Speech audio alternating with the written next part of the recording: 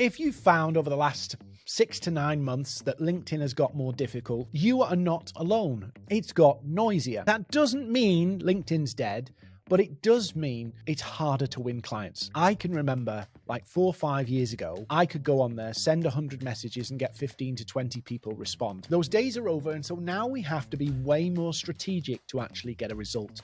We have to be more focused and really approach the platform with a plan. I've got 5 slots in my Accelerator Elite program. Now, this is not a program for everybody. It doesn't fit everybody, and it won't be everybody's cup of tea. But it's an ROI-backed program that builds a 100-day plan with you. Maverrik steps into your world, and we, over 100 days, implement a plan. We coach you, we support you, we provide you with templates and frameworks. We give you all the support you need with the content you need to create, how to create it, how you engage a prospect, how you get the prospect onto a call, the tech support to do it. We work truly together to coach and train you and give you that plan to get results. And we are there every step of the way. Now, of course, I can't commit my time to lots and lots of people in this way, and neither can Maverrik. So we only have 5 slots available starting early May. So it's a first come, first served basis. We will put you on a wait list if the places have gone. If you want to know how this works, you can click the link below, book a call with our team, and they will explain the whole process to you, how it works. You can decide if it's a fit, and you can be one of the 5. If you're too late, we'll put you on the wait list, and when another spot opens up, we will let you know. So if you are ready to make an impact on LinkedIn, get clients from LinkedIn in the next 100 days, book a call and find out more about the Accelerator Elite program.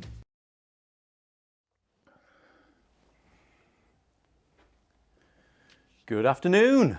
Thank you for joining us today for this webcast. Hey, you're here for optimizing your LinkedIn profile, and we're going to get started in just a few minutes. So just while we're waiting, people are logging in, getting settled at the moment. Just drop in the chat, let me know where you're watching from today. It's always great to find out where everybody's watching and joining us. So just as we have a couple of minutes just to fill in while people are logging in and getting settled, I just want to let you know that if this is your first time that you've connected with Maverrik on a webinar, you're just discovering who we are, then can I encourage you, go to YouTube after this webinar and go and search Maverrik. Now be careful how you spell Maverrik, M-A-V-E-R-R-I-K, slightly different way. Just search Maverrik and you'll find a whole library of free content about profile, about content, about building your network, business development with Sales Navigator. There's a lot of free, really free, good content there just waiting to be consumed, and it'll help you build your business in whatever you're doing. So go and check that out on YouTube after this webinar and you'll find a lot of resources there. If you're familiar with Maverrik, then welcome back. It's good to see you again. If any of our clients are watching us today, hello, and it's good to have you with us today. I would have hoped you've had your profile updated by now, but if not, good to have you with us. I'm going to take you through everything in the profile. Now, this is quite a lot to cram in today, so I'm going to do my best to get it all in within the hour and leave room for some questions, because there's always a number of questions that could come out. But I want to try and deliver to you not just the basics, but I want to drop in some nuggets of wisdom, things that we've discovered, things that I've started doing with the profile that really help attract the right audience. And if you're here for sales, attract the right people that will want to engage with you on a sales conversation. So we've got people joining us. I can see my friend Vasco, one of our colleagues, is first in the chat there. Hi Vasco, thanks for joining us. No abuse. None of it. Will behave yourself. So just as we're getting settled in here, I'm going to give it just a few seconds more because I can see people are still joining. There's people coming in. We had some problems, just to let you know, if anybody has just joined and thought, hang on, I thought this was on LinkedIn, we're on YouTube. LinkedIn's platform's been a little bit funny with live streams lately, so we're here on YouTube and broadcasting today rather than LinkedIn Live. So hopefully you're chatting with us. I can see, yeah, we've got about 25 or so people with us at the moment. That's really good. And I'm going to just make a start, I think, on this. Other people will join us, and we will make this available as a replay after this. So if anybody has to disappear and not catch this, then you can catch the information on the replay. So Hopefully you've joined us on the right webinar today. This is optimizing your LinkedIn profile. So why would you use LinkedIn? Why this platform? Well, number one, it is the world's biggest business platform now, without a doubt. It's also voted as the most trusted platform. Now, if you're familiar with Instagram, Facebook, and especially Twitter, those other platforms, their credibility ratings don't rank as high as LinkedIn. LinkedIn is the most trusted platform. I've been on this platform constantly now for coming up towards 5 years, and I've never had a problem. I've never had trolls here. The people that I find on LinkedIn are generally here to help. They want to give advice, and there's a good community if you build right on this platform.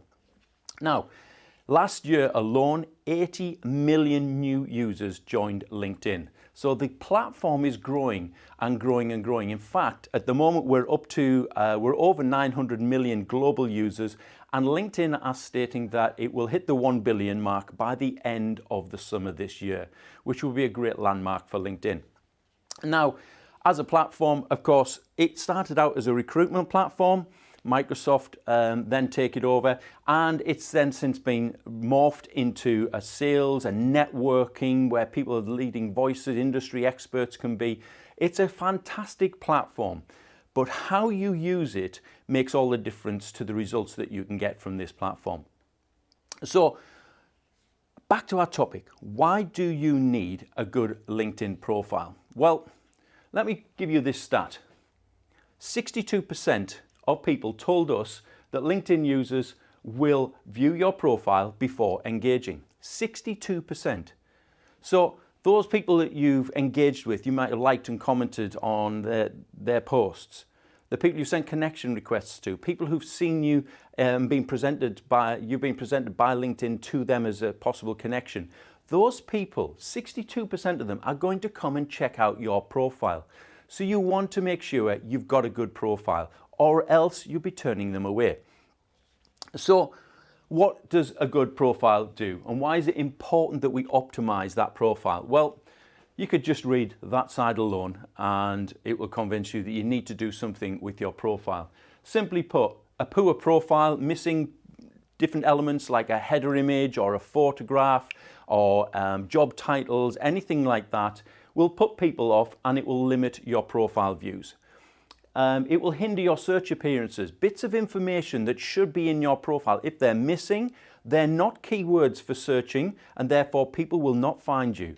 And so you want people to find you when they're searching on the platform. The simple search that you have on LinkedIn.com, the search facilities that you have in Sales Navigator, people are using lots of different criteria.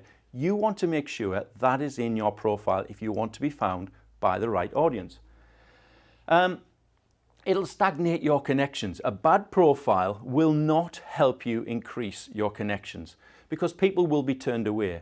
An incomplete profile, very simply, people just think you're not there, it's a dormant account, or you're not serious about LinkedIn, and therefore they choose not to connect with you. It'll damage your brand. So you might have done a lot of work around your website, around your company page on LinkedIn, but your personal page is lacking. That's going to damage your brand. It says something about who you are and who the company is if the profiles are incomplete. And of course, it would undermine your credibility. When you're trying to secure conversations you want to build, remember, first impressions still matter in a digital space. And so we want to be presenting ourselves in a good way, in a positive way, with everything completed in our profile. And that's what I'm going to run through today to make sure that these things aren't happening. Now, how does your LinkedIn profile work for you? Well, it's as simple as this. Your profile picture, your name, and your headline is going to follow you all over LinkedIn. So you may have noticed this when you're liking and commenting, or when you see other people liking and commenting maybe on your content, that in your notification feed, you'll see the person's picture, their name, and that headline. And I'm going to talk about those elements in just a few minutes, but they're going to follow you all over LinkedIn.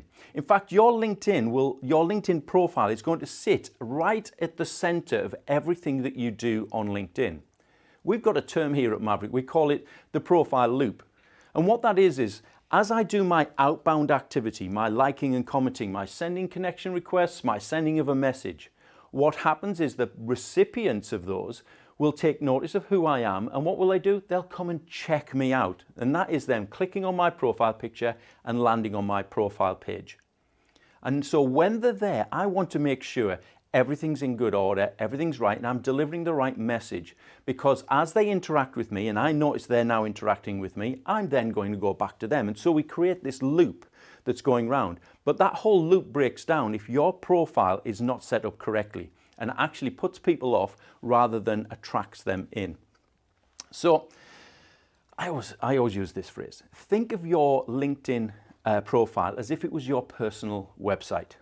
Because if you're building your personal website, what you think about, what is the imagery I want to use? What is the message that I want to communicate? What are the add-on things that I want to put in? Probably the products and services that you do. You'd have all of that in your website.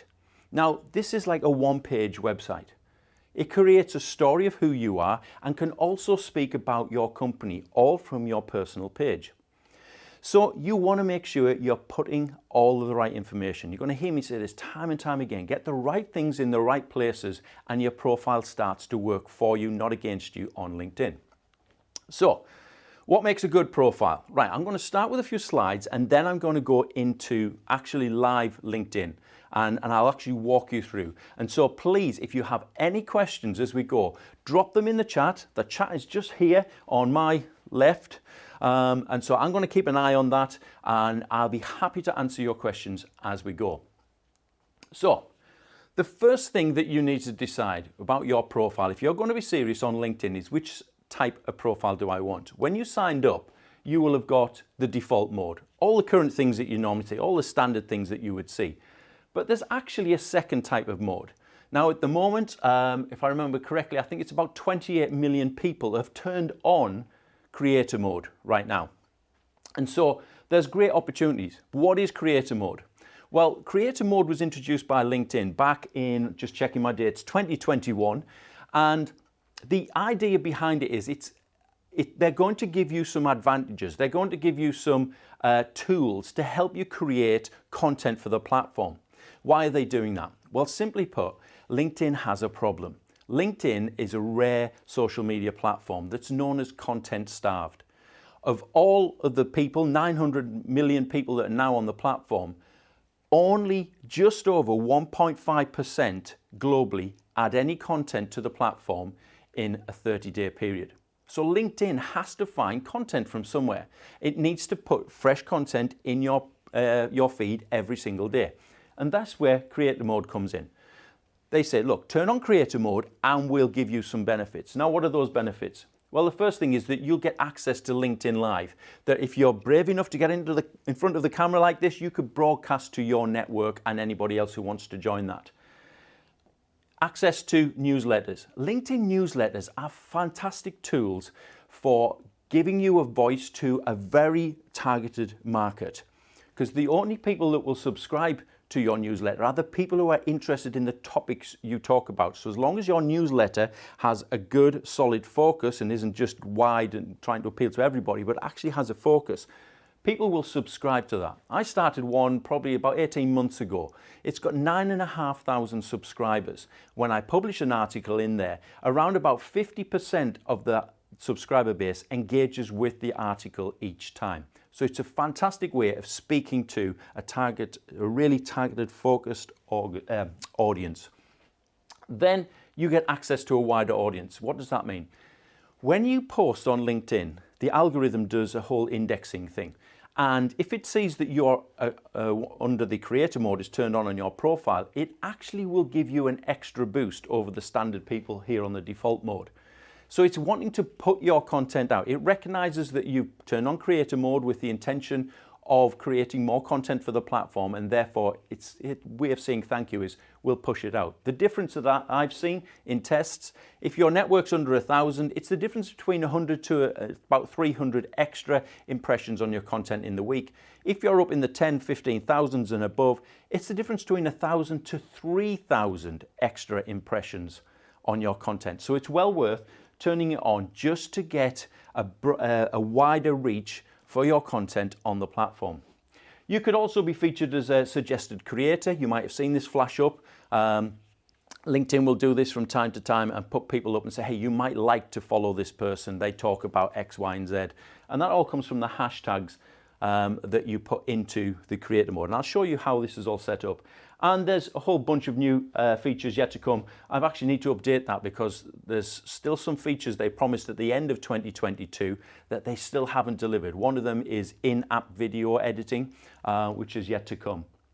So I would encourage you, if you haven't turned on creator mode, turn it on, and I'll show you how you do that in a few seconds. Now, I want to show you this part of your profile, the top section. And I'm going to use the image first because there's a couple of things that I can't show you when I go into live demo because it's only seen by other people, not by myself. The first thing that I want to point out is this section here, your header image. This is the largest static area that you will have on LinkedIn to market yourself and your company about your products and services, how you help people, what do you do. So use this space wisely. Here we've got a bold statement, we help you win on LinkedIn, training, coaching, consultancy. Very simple and very straight to the point. Company logos at the top there, some imagery, our Sales Academy logo there, and then we've got our reviews, and that's pretty much it. It's very clean. Now, remember, this is the place that the eyes are drawn to when someone first lands on your profile. So don't make this too busy. Don't make it really word heavy because it will actually put people off and they'll move away.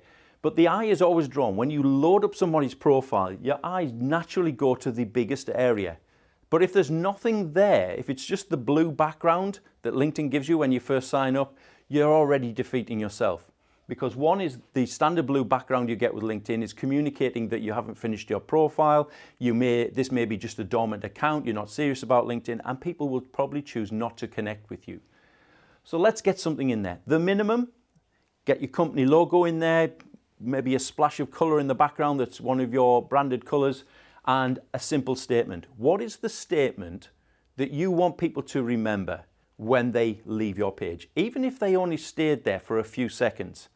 If I remember correctly, the stat is that when people first look at your page, they'll spend less than 7 seconds on your page. So if they're only going to come the first time and spend 7 seconds there, you want to make sure you use that time wisely and have something there that logs into their thinking, that puts you on their radar and they start remembering you. Once that's in place, and by the way, you can make a very simple quick header image on places like Canva. Free account with Canva, there's templates on there and you can create a header image very, very quickly. Here we've got the profile picture. Now, okay, I'm just looking to see if there's any questions. Someone's asking when it's available, video on demand, so it's watchable. Straight after this, I believe it'll be up live on YouTube. Okay, so header image here. Now, make sure that your settings in the background is actually displaying your picture. The amount of people that I work with, and I'll say, look, do you realize that when I view your profile, I can't see your profile picture? And they'll say, oh, but there's a profile picture there. I know it's because in the background, you've limited and changed your settings that only your connections can see it. You don't want to do that on LinkedIn. You want to be discovered, you want to be found, you want to do business with people. This is the first human-to-human contact. They're seeing your face. This is the first time they're really getting to know you, is that visual there. So use it. Make sure it's visible publicly to everybody. And I'll show you again where that is in the settings. But guidelines about the picture, you don't need to go and spend a fortune on a professional photographer to get a headshot done so you can use it on LinkedIn. Just about every camera on a phone these days is of an amazing quality that will give you a good picture. You don't need to do anything fancy. I've recently updated mine just for a bit of fun, but my previous one was just me in front of my office window at home, and I got my wife to take one. It's just natural light, so I'm just making sure that my face is well presented in the frame and that it's well lit. I'm looking down the camera at the people who are coming to my profile, and it's actually attracting.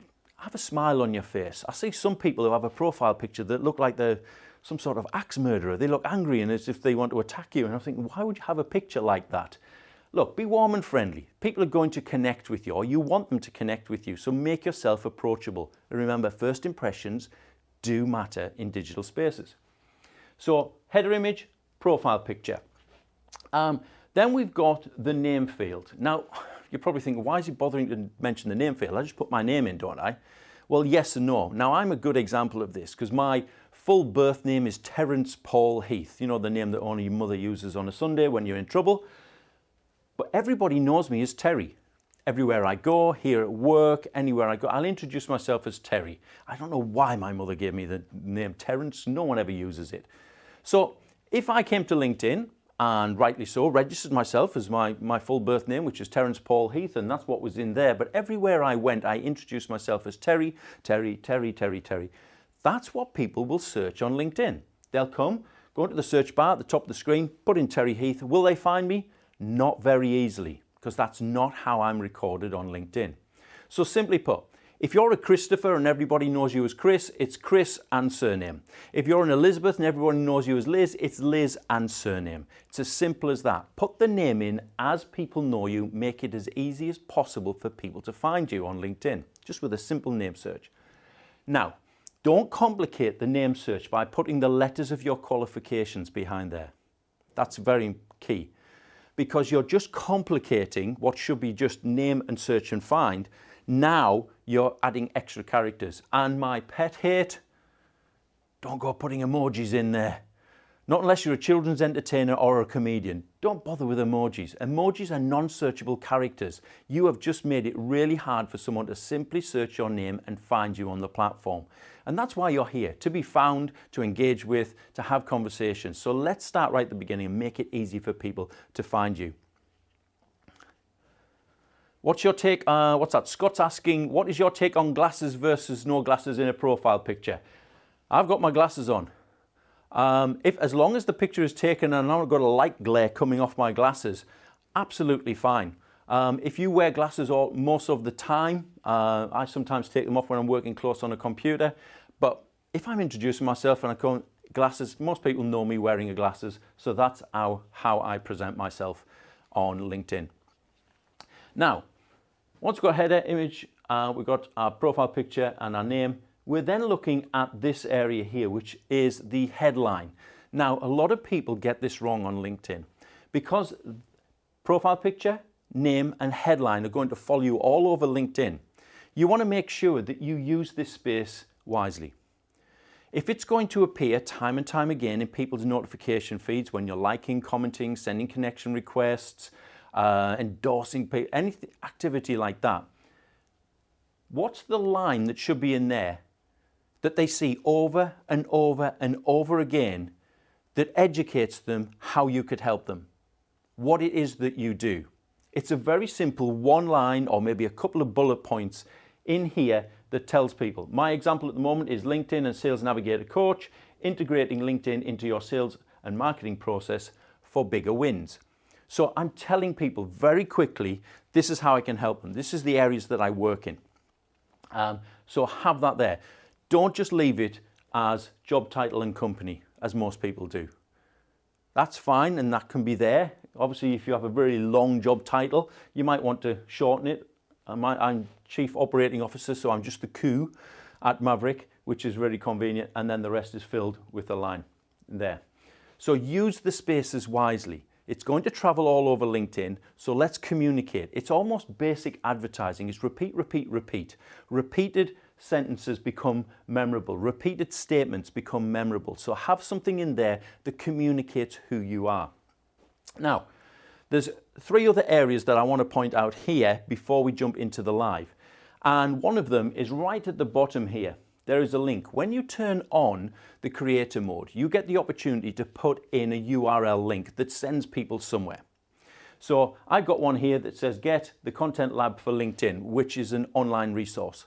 So people can click that and it'll take them straight to a web page. You could have that as to your website, a specific page in your website, lots of different things that you could have in here, but use that wisely.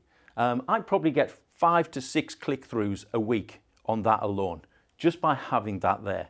Now, two other areas that I want to point out is, firstly, on this side, we've got this bell. Now, if you're not aware of it, once you start following somebody or you've connected with them, you can actually click the bell on their profile. And what that does is LinkedIn will tell you when that person shares any content. That means that if you are prospecting and you want to engage with people and you're using content as a way of creating awareness, then LinkedIn will actually tell you when that person posts content, saving you hours of time of putting in their name, clicking to their profile, getting to their activity section, getting over to their posts, just to find that they haven't actually posted anything new today and there's nothing to engage with. LinkedIn will tell you. So use that wisely. And then you'll notice this, the green circle. If there's a green circle on somebody's profile, it means they are live on LinkedIn on a desktop right now. So they're active, which means, again, if you're looking to prospect or looking to connect and engage with somebody, if they're active right now and you're connected, message them, because that message will pop up at the bottom and you can engage you can capture their attention and engage with them very, very quickly, rather than sending a message and having to wait maybe days before you get a reply. Catch them while they're online. If you see a green ring, it means that they're active on their mobile, or it's at least open and active on a mobile device. And again, when you send your message, they will get a notification. Now, depending how they've set up their privacy and settings, that notification could come through as an email, it could come through as a push notification on their phone.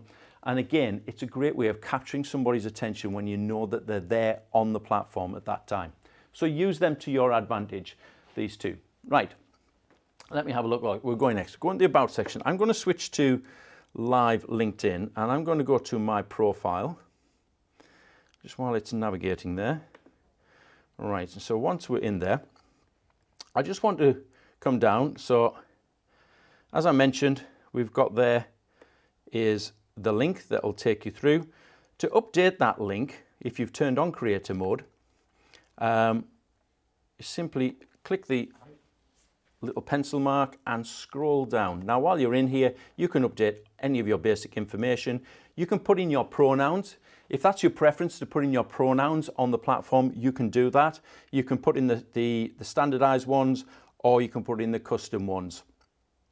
Then you've got your position, but right at the bottom, we've got the website. So you put in your URL for your website, then you put in the text that attracts somebody to come and click on it to go there. So you can use that, and it's a great way. As I say, 5 to 6 click-throughs I get on average a week on that particular thing.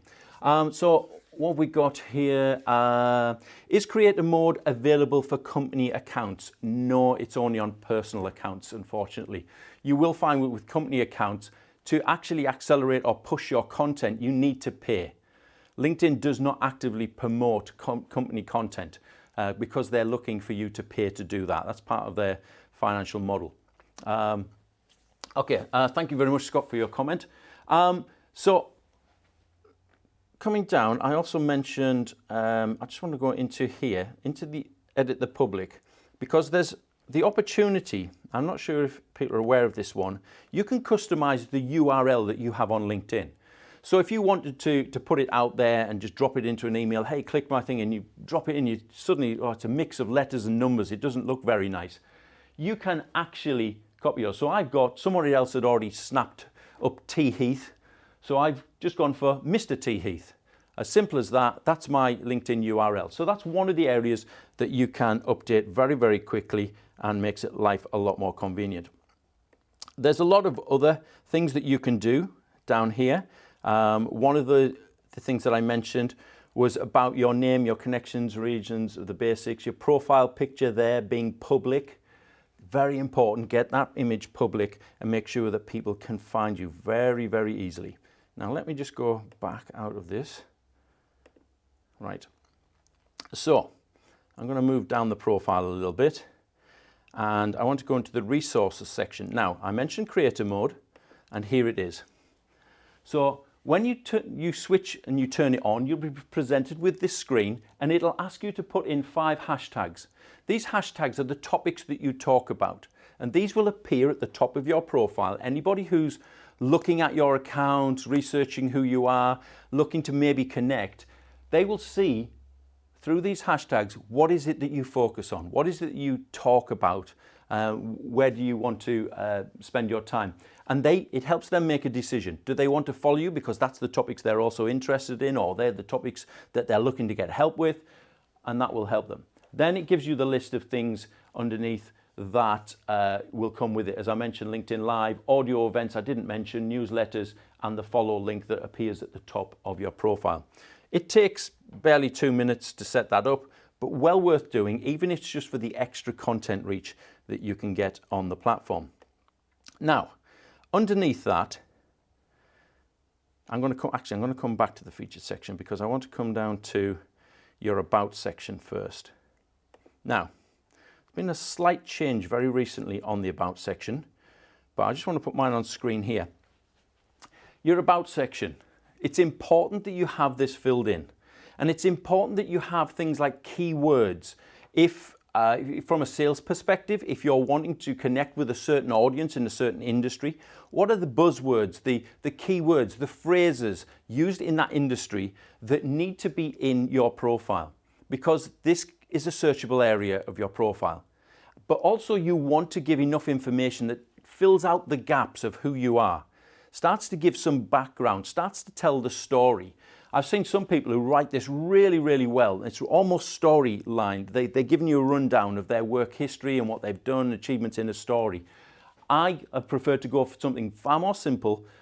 Just talk about the company very briefly, who our clients are, what are we doing, the sort of results that we've had for our clients in the last year. Then I talk about myself and some of my highlights and achievements. Now you will notice that this is very cleanly laid out. There's no big chunky paragraphs of text, and that's on purpose. On social media, people have, whether they accept it or not, they're educated into a short attention span. So if I put in there big chunky paragraphs of text, what happens is people look at it and make a microsecond commitment. Do I want to read all of this? And for what happens on social media is where people see chunky paragraphs, they just go, no. Why? Because they can move on and read other short statements. So line space your content. Make sure it's clean and easy to read. Use simple things like bullet points just to make things stand out and break up a paragraph of text. Put headlines in. These are very easy to do. You just go and search, what do they call them now? There's a bunch of sites where you can convert text. And then you just copy and paste it and drop it in, it makes it bold. It's as simple as that. But make sure your about section is filled in. Make sure it's saying enough about you and your company. I always encourage people, talk about the company, talk about you. Those two things. Now, which way around you wish to do that is absolutely up to you. My preference is company first, then about me second, but it doesn't really make a difference. But I would encourage both pieces to be in there. Why? Well, number one is to find out about the company, they don't need to leave your page. If they click to your company page, they're now looking at the company, not you. But the future conversation you want to have is with you. So the more time they spend on your page, the better. The more they'll quickly understand who you are and what you're doing. Now, let me point out something that's changed very recently. Right on the bottom of your About section, you now have a top skills section. If I go into edit that section, you'll see how it's laid out. We go in there. There we go. So we've got these skills are now at the bottom. So you can add in there, what are the key things that you do? So for me, LinkedIn Sales Navigator is one of the skills, social media marketing, content marketing, social networking, LinkedIn training, the obvious ones for me. So I'm telling people what they are. Now you might have very different ones, more specific ones to you, but if they're in there, people will see them. And if that's what they're after, you're confirming, I am the person that can help you with that. So use those skills. You can put up to 5 in there. So with that in place, then as we come down the page, we've got the experience section. Now, if you're here for recruitment purposes, this needs to tell a story. Where you've worked, how long you've been there, the place you did, the role that you have, and you can, and let me just click in again. The only best way to illustrate this is to actually do it. is if I click in, here we go.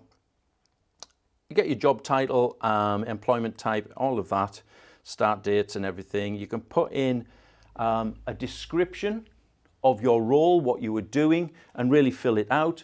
And then again, you've got skills related to the role. Skills related to the role. So again, fill these out as well. And make sure that everything is in place at the bottom. And then right at the bottom, you can add media. So, example, if graphic design is your skill, your profession, you could upload images of graphics that you've designed, website pages that you've done. If it's videography, you could put up show reels and things like that there. You could put up PDFs of case studies of where you've worked with people who are in consulting and coaching. I see this quite often. We'll use case studies where they work with individuals and companies, just evidencing their skill base and their experience. It's giving credibility all the time. And that's the key thing, is what you're doing throughout your profile is building a story of who you are, building credibility by different bits of information in different places. The more serious people are, or the closer they are to making a decision to come and talk to you, you'll find the longer they'll spend on your profile. They are literally researching you. Remember, 62% of people are researching you before they choose to engage with you. So before I get people messaging me saying, hey Terry, I like what you post, I like what you're doing, we could do some help with our social selling strategy, they will have looked at my profile, they will have skipped through to our company page, they'll have done all that background work. So I need to make sure that all of that information is in my profile, ready and available when those people arrive. Let's have a look at some questions here. Can we remove Twitter if this is not active or used? So someone probably spotted that in my profile.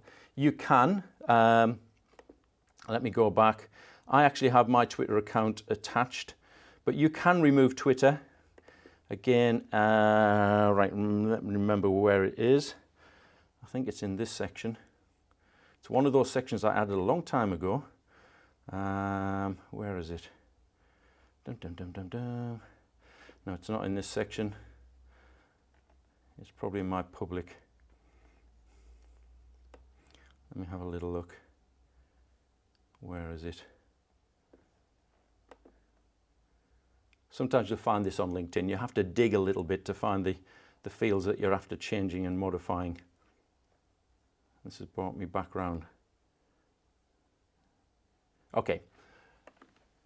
Who's asking that? Jody. Jody, contact me on LinkedIn. I'll get you to that place. But if I spend too much time now, I'll end up down a rabbit hole in LinkedIn trying to find out where that field is. But yes, you can add and take away your Twitter account. You can add other social media handles as well, so that people can, if they don't find you on LinkedIn, they can come across to another platform and connect with you there. Any tips on how to choose your best and most effective hashtags? I'll tell you what, Scott, I'll leave that till the end, because hashtags is more related to content and posting content. Unless you mean your hashtags, maybe actually you probably mean hashtags related to your creator mode. Well, what are the services that your typical client will need? Now for me, I'm looking for people who need Sales Navigator training. They're looking for social selling skills. So those are the hashtags: social selling, LinkedIn Sales Navigator, LinkedIn training. Those obvious hashtags are what I'm using. So use the obvious hashtags. Think about what is it your client is looking for. If they see it, would it make them respond to you? So don't go for obscure things, go for that. But if you're in a very niche market, make sure those niche hashtags are there as well. You will find that if you go in fact, let me just go in and go back to that section. When you're in here, if I just take, can I delete one out very quickly? Right. If I go into the add topics, why is it not? There we go. I can start and I can put in anything here, sales, and it will start to suggest for me. So it's already coming up with lots of variants of sales. Sales development, Salesforce, obviously is platform, sales enablement. So use the hashtags that are there and the suggestions to find the right ones that you need. Now let me just put business development back in there, and then I'll come back out. Okay, like these tips so far, how wordy should your experience section be in relation to, say, your CV? Now, so your about section or your experience section, remember it's social media. So try and keep it concise and to the point. Don't get into waffling words. Here's a tip. Go to ChatGPT, put all that information in, and ask it to write it in a concise way. It will actually reduce for you the information and still present it back to you, almost communicating the same thing. A little bit of tidying up, and then you just drop it back into your profile. So use the tools that's out there to help you do this, and make sure. But again, think about if you're here for finding a job, being, you know, recruitment agencies coming across you, think again, keywords are absolutely important. You know, so if it's marketing, you need to be in there. Is it content marketing, digital marketing? What are the phrases that you need to be putting in your profile that will be found through a search? So if someone's on Sales Navigator and they're looking for a search term of, say, content marketing, will they find that in your profile, therefore you appear in the list? Because there's recruitment companies are searching every single day. I have them pop up on my profile all the time for keywords that are in my profile. And so you need to be, you know, making sure that they're there. Now, the experience section, just to finish on this. A lot of people say, how far back should I put my work history? Well, as far back as you're comfortable with, but at minimum should be at least the last 3 companies you work for, or the last 3 roles if you've been with one company a long time. Don't be scared of what you put in the experience section. I often get asked this by young guys in their 20s who are just coming into the sales world, and they'll say, Terry, this is my first serious job. It's my first sales job. I did McDonald's during uni. Should that be on my profile? And I always say, yes, put it in there. It tells people something about you. Number one, you didn't just sit on your backside and, you know, get through university without doing anything else but university. It also says that you can handle yourself in high pressure, high turnover environments like McDonald's. So put that in. Everything educates people. It gives them a picture of who you are. So put that into here. If you go and have a look at mine, you'll find mine real eclectic work history in there. So it's worth a dive in, just to have a look, because I really do have an eclectic work history. So let me come back up the profile, because I want to point out the featured section. Now, a lot of people don't have this turned on. In the chat right now, if you have not turned this on, just type in no in the chat right now. Normally what I find is that the amount of people that are on the call, there's round about 10 to 15% of people will have this turned on. The rest of the people, you didn't even know it existed. So just drop that in the chat, no, if you haven't turned this on, and then I'm going to explain why this is important, why you should turn it on, how you should turn it on, because it's quite key. Let me have a look, see if there's any other, like this tip so far, how would you, so Aaron's asking, can you contrast what you recommend for company pages versus personal pages? Okay, so very quickly, Aaron, without getting too in-depth in this, because I could do a whole webinar on company page. The difference with a company page and a personal page is you want people to connect with you as a human being because they're going to have a conversation with you. Your company page stands behind you as a verification. So on the company page, you want to talk more about products and services. You may only post on there once or twice a week because the content doesn't need to be slipping down the post feed so much. It needs to be more static so people bump into it, because people will probably only come to your company page through your personal page or through your content that they're finding.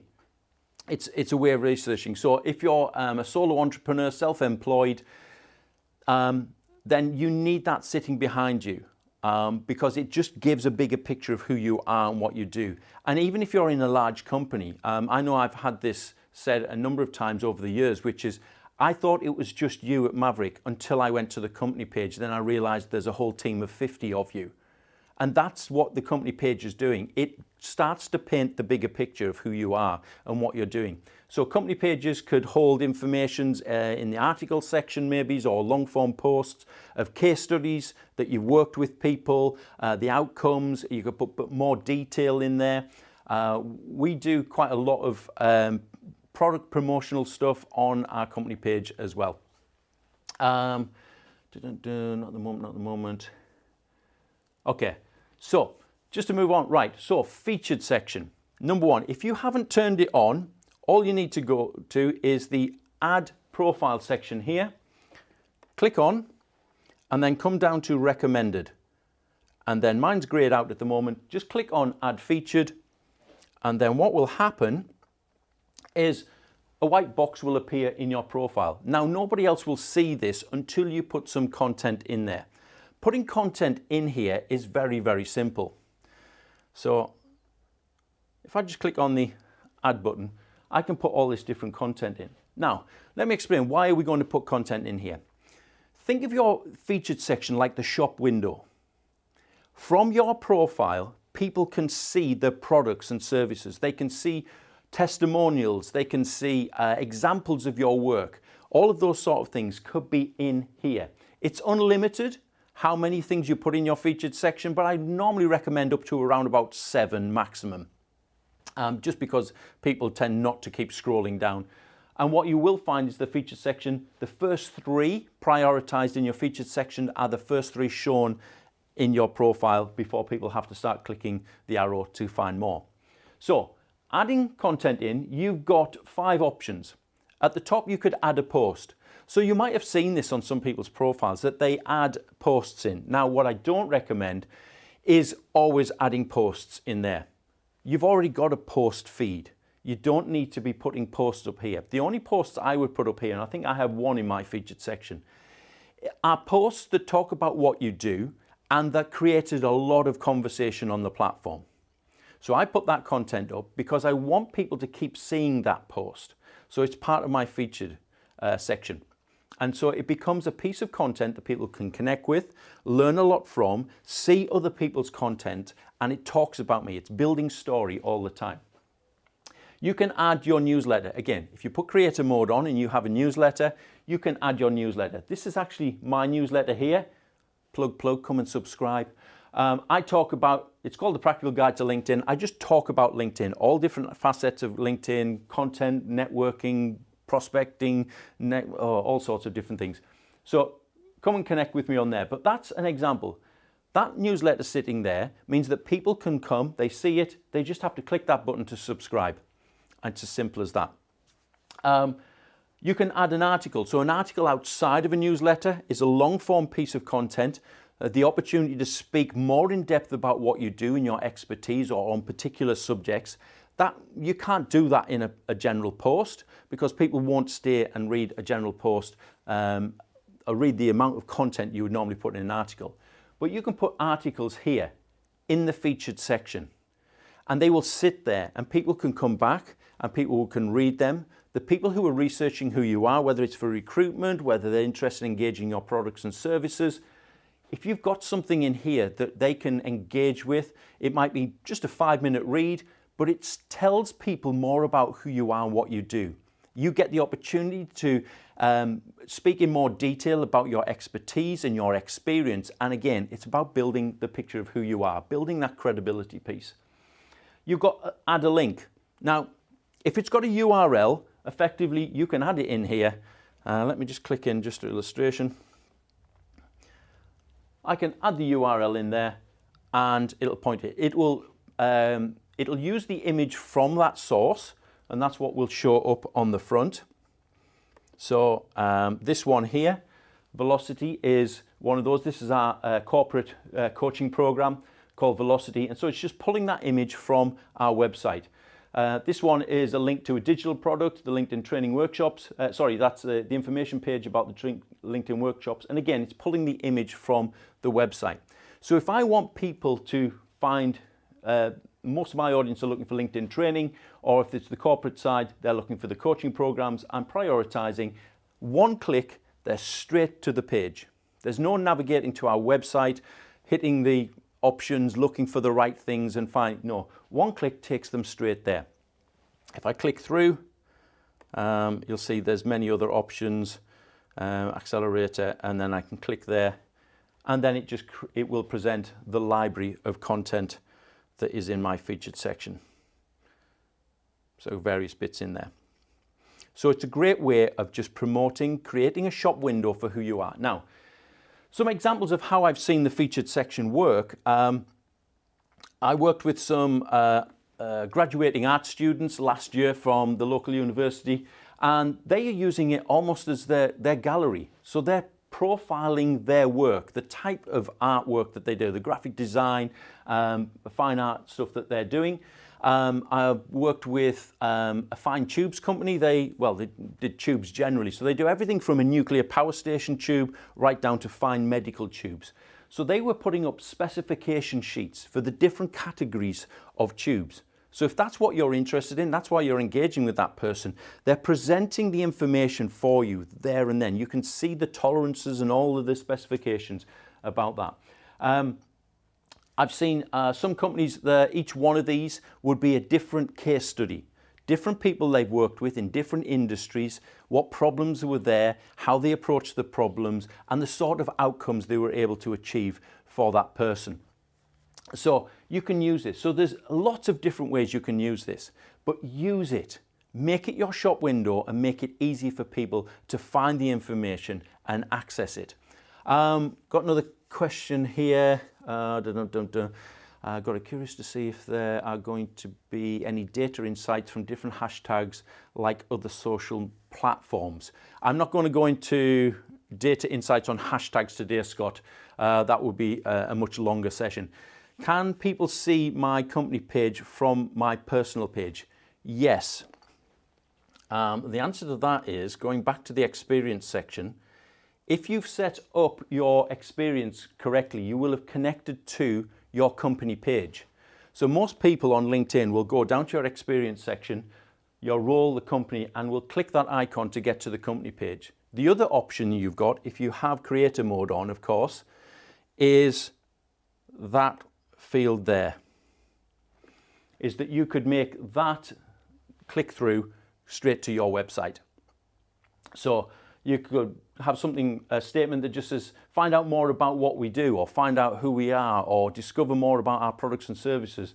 And people can click through there straight to your website from your page. From the featured section, do the click through keep the visitor on the LinkedIn platform?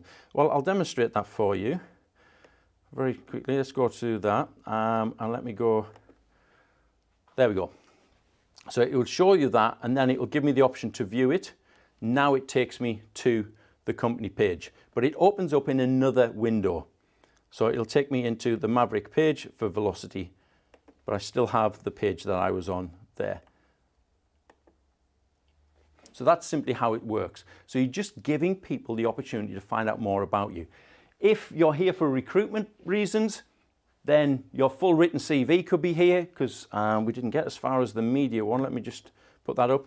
Down here, we've got add media. Now, add media could be anything: a Word document, a Google Doc, a Google Sheet, Excel, PDFs, JPEGs, PNGs, video files, lots of different stuff that you could have in there. So you could have video testimonials in here as well. You could have promotional videos for your products and services could be sitting in here as well. So again, lots of options, and this featured section is brilliant. I normally refresh this featured section about once every 2 to 3 months. That I'll change things around because I know I've got people coming backwards and forwards to my profile. So I want to make it stand out a little bit. This is why this is bright yellow. This one will disappear in a month's time. There'll be other things that come in there. I want to attract their attention and keep them on my profile, discovering more about who I am and what we do. And that will help me get the conversations. Okay, so we've got that. Now, let me go back up here because, right at the top of the page now. Right at the top of the page, and I think everybody's profile is now updated to this. Correct me if I'm wrong, but I think everybody I've worked with in the last month now has the analytics tools right at the top. It used to be further down. If you click into there, it'll then give you this section. Now, I want to encourage you to use the analytics to inform you what is happening with your profile and what's happening with your content on the platform. A lot of people are ignoring this, and this is a rich resource of information about what is happening on your profile. Today I want to look at the profile views. And so immediately it will pop up. Now, if you've got a subscription with LinkedIn, so you're on the premium, you're on Sales Navigator, I think Recruiter may give you this as well, then you're going to get the graph, but you'll also get, and let me just scroll down, you're also going to get a list of all of the people who visited your profile in the last 90 days. So you can track. So from a sales perspective, if I've got a list of, let's say, 50 individuals that I am prospecting, that I'm looking to nurture a relationship, get a conversation with, I can actually come here and track if those people are coming and visiting my profile. A lot of the time I'll actually work on specific companies, and I'll connect with maybe half a dozen people within the company, people I think are influencers or key decision makers. But I want to know, do those people come to my profile? And I can very simply go into the company section. Now it'll already tell me some suggestions. I've had 𝗧𝗲𝗺 hanging around my profile the last few weeks, which is really bizarre. But let me just go in here, and I'm going to put in 𝗪𝗶𝘵𝗵, just as an example. Oh, it's actually telling me there's nobody from 𝗪𝗶𝘵. That's one of our clients. I'm wondering why they haven't been. Let me try.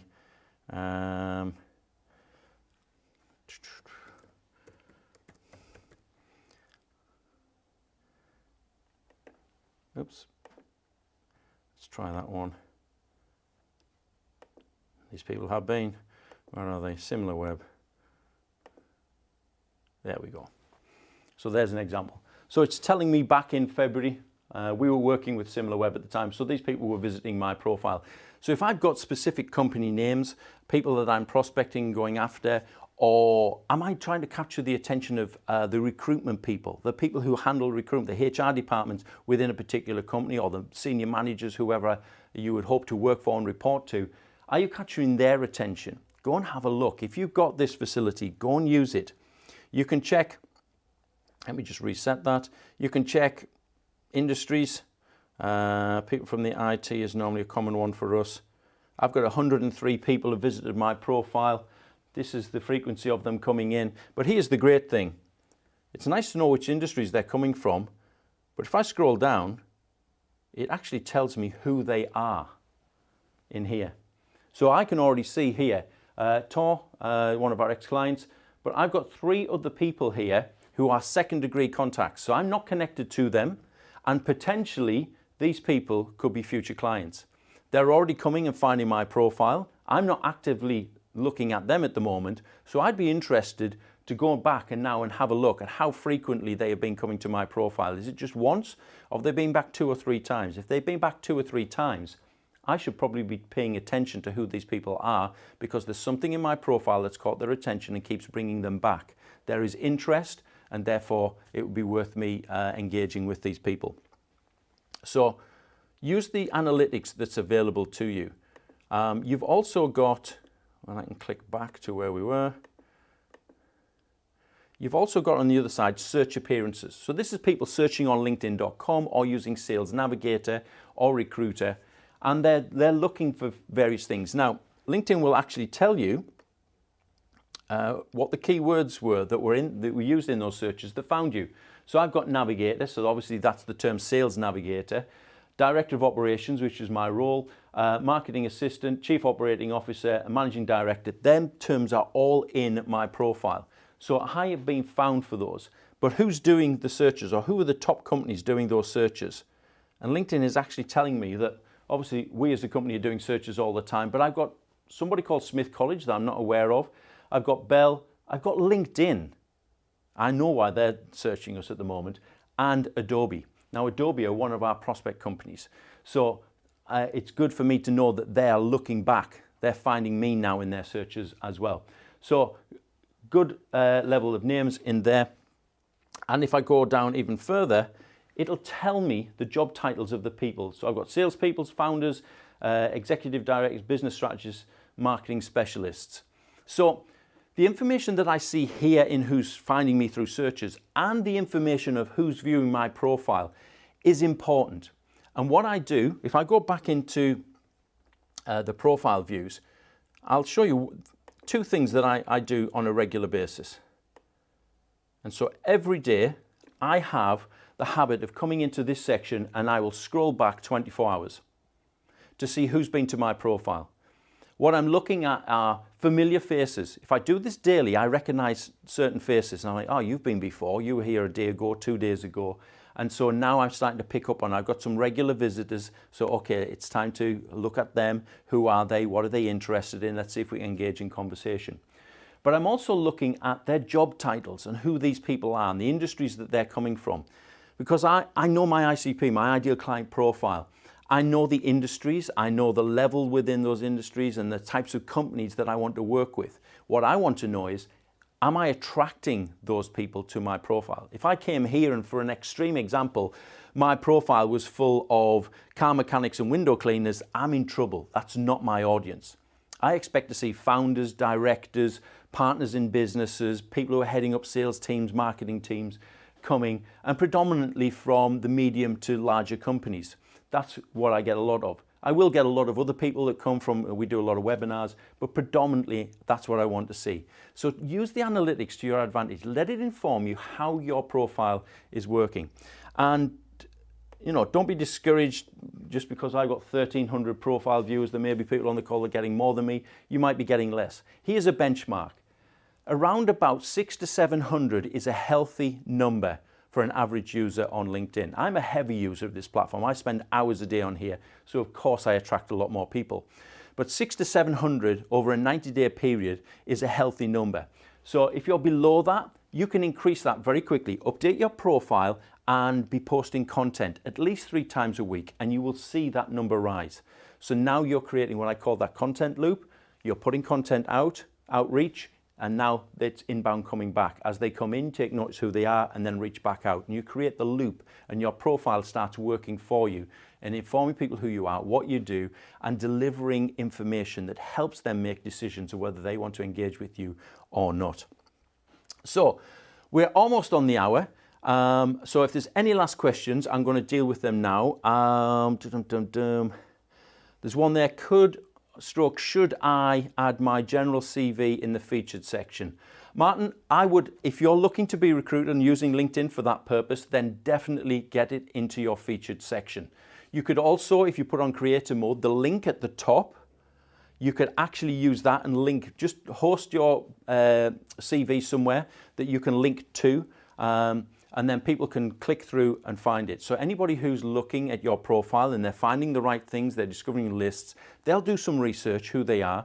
Your profile, your CV is then available in two places, and it makes it easy for people to find about who you are, see your work history, your experience, and it'll increase your chances of opening up conversations with recruitment people. Any last questions? Any questions at all? No? Let me just flick through. I just want to make sure I've not forgotten anything. Oh, one last thing. Locking your profile. So, a lot of you may not be aware of this, but your connections may be open right now. So somebody can come along, and if they come down, on mine it will show, it always shows me, but it says 500 plus connections here, and it's in blue. If you see that on somebody's profile, it means you can click into it and actually see their contacts. You don't want that to happen, particularly if you're in the sales world, because competitors can come in and see who you potentially are doing business with. And before you know it, they've stolen the march on you and they're having conversations with that client or that prospect, and you've lost the opportunity to have business. So protect yourself by simply going to your profile, go down to your settings and privacy. And once you get the settings and privacy loads up, go to visibility, and then go to connections and just change that to off. And all that does is shuts it down. If you look at my profile, it'll say 500 plus connections and it's grayed out. All you'll see is the number of followers I have, but you can't see my connections. And so it just protects. And if you've got the time, I'd encourage you, go and spend some time inside these settings, get used to what they are. There's lots of them for different purposes, and change what you need to. The one that I always encourage people is turn off the email notifications. Deal with everything in the platform. Why? Oh, it just gets annoying. Every time you got somebody engages with a piece of content, every time someone sends you a connection request, your phone's ping, ping, ping, ping, ping, ping, ping. You can turn that off and just deal with notifications inside of the app itself or on a desktop. So it's worth doing. So that is pretty much it from me today. But I just want to encourage you, if you've enjoyed this, next week on the 20th of April, we're starting a content challenge. And so we will actually walk you through 7 days of content. The first 2 days are training days, and we're just spending 30 minutes a day each day. And I'm going to walk people through some processes, how to build content really quickly. And then we're going to do 5 live days of posting different types of content. At the end of it, you will come out with far more content ideas, different ways of presenting your content on the platform, and you'll learn how to leverage your content and position it in front of the right people that'll get you more conversation. So if you're interested, go to where we are, Eventbrite, and just search Maverrik.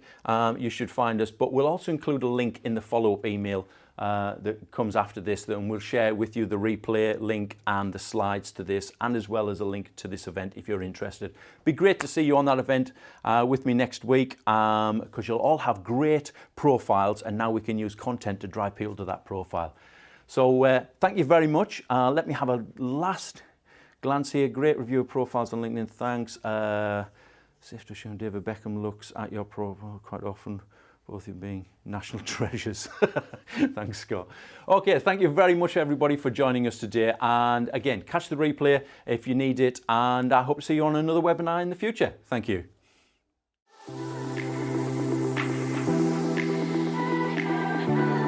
𝗕ance strategy helped me find clients. I created clients for my business with this program. It works. My connections have grown, my reach has grown, my views have grown, and actually so has my business revenue.